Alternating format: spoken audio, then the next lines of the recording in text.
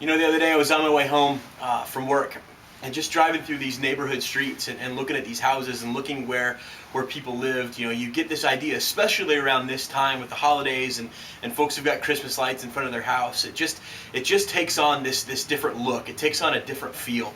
There's just this kind of sense of family and sense of togetherness and sense of celebration that's happening as you just go down these rows of homes where you can see, you know, fires in the fireplaces and things like that. And as I was driving home from church, I got to thinking about, you know, what this looked like in Jesus' day. What did this look like in his context? What did family look like in this culture? And it's interesting because I was studying in Acts 2, and you see this word appear time and time again, and it's the Greek word oikos.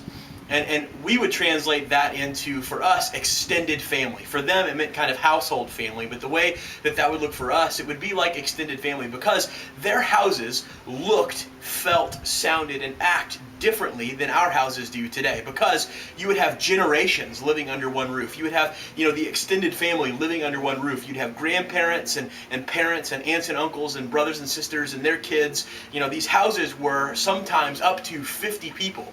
And this was the same type of context that the church was both born in and grew in. You know, when the church first started, it represented 0.00087% of the Roman Empire. And over the course of 300 years, when it was illegal to be a Christian, over the course of 300 years, it went from 0.00087% of the Roman Empire to over 60% of the Roman Empire. And it grew through these oikoses, through these extended families, and through their mission. And you know, as you read in Scripture, you see that the oikoses, they have certain things in common. They have certain things that they kind of would say would be like their foundation.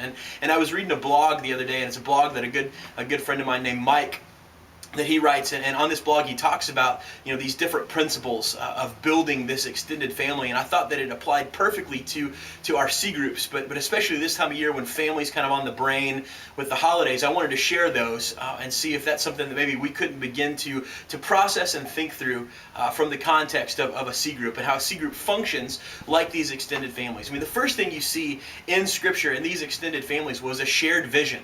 You know, they all had this vision in common, and that question basically is, what do we exist for? Why are we doing this? Why are we meeting as a group together? What's the vision right now? How do we hold that in common? Do we share that? Can we even say what that is? You know, what's our vision?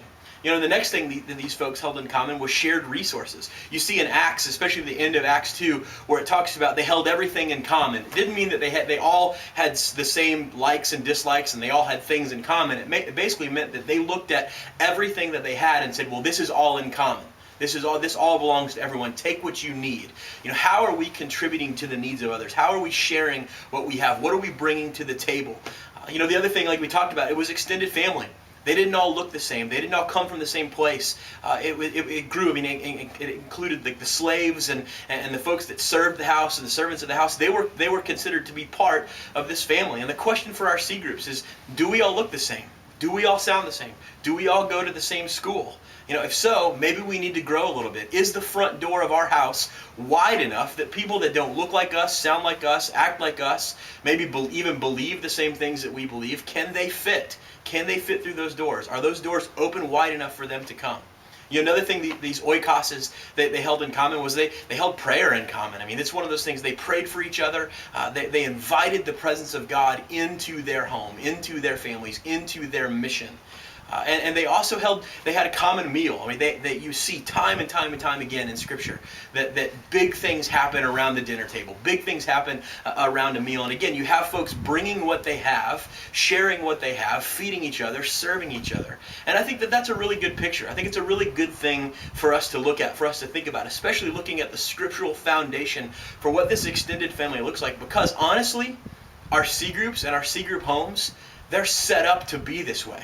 They're set up to be these extended families. And honestly, as I first started here at church, you know, just a few months ago, I was looking at the way things were set up, and I'm like, my goodness, that's just like Acts 2. It looks very similar to Acts 2 in the sense you've got these oikoses, these household families, groups that meet in homes that come from all over the place, that they meet together. I mean, it's a family. They call themselves family. And it's really cool because Walmart and Coca-Cola got together a few years ago and put together this ad campaign that I think really gives a good picture as to what this looks like. So as we go into the holidays, as we kind of wrap up this year, I wanted to put those things on your brain. I wanted to put those things out there for you to process what this oikos thing looks like. And I also wanted to show you just a quick snapshot of what that looks like from a cultural perspective. So check out this video, check out this commercial that's going to come on right after this, and just know that I'm so thankful for this first semester. It's been a great semester. Looking forward to 2012 and everything that holds. So be praying for you guys. Love you guys. And yeah, check out this video. And the holidays are here again, so I'm inviting all my friends, the people who are close to me. They're my extended family. You've got my mom, my sis, my brother, my surprisingly cool stepmother, and the 2 kids that she had before she ever met my dad. Next you've got my aunts and cousins. They showed up with several dozen friends of theirs. It's fine with me, I've got enough for all. Here in the hall you've got my office mates, my best friend and his online date. They've all come here to celebrate. This is my family. My judo coach, my allergist, my MySpace friends and Twitter list, and the first girl that I ever kissed. You're beautiful, I love you. Cause there's one truth I have found, and it's never let me down. When you stock up on joy, there's enough to go round, singing joy. Enough